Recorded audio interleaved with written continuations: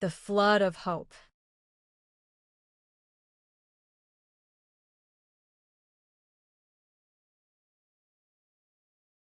Nestled in the heart of a sprawling valley, surrounded by towering evergreens and rugged cliffs, was a small, close-knit village. At its center stood a modest schoolhouse, its single spire topped with a weathered bell. The schoolhouse wasn't just a place of learning, it was the heartbeat of the community, where villagers gathered for celebrations, meetings, and moments of solace. One spring, disaster struck. Heavy rains turned to floods, rivers swelled, and the valley was soon submerged under murky waters. Homes were lost, fields of crops destroyed, and the once bustling village was left silent except for the ceaseless roar of the flood.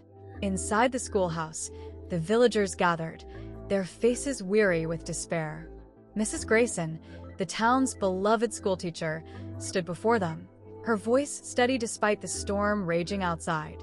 She opened her worn book of poems and read aloud.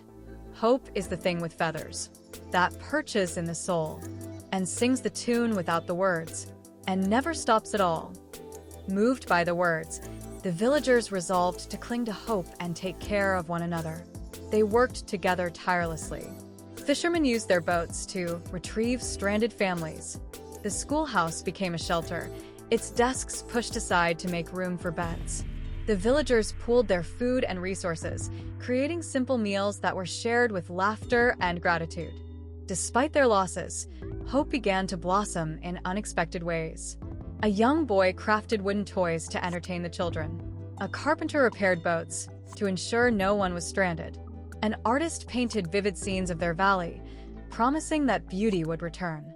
When the waters finally receded and the sun revealed a transformed landscape, the villagers stood hand in hand, humbled by what they had endured and the resilience they had discovered. The schoolhouse, weathered but standing strong, became a symbol of their unity.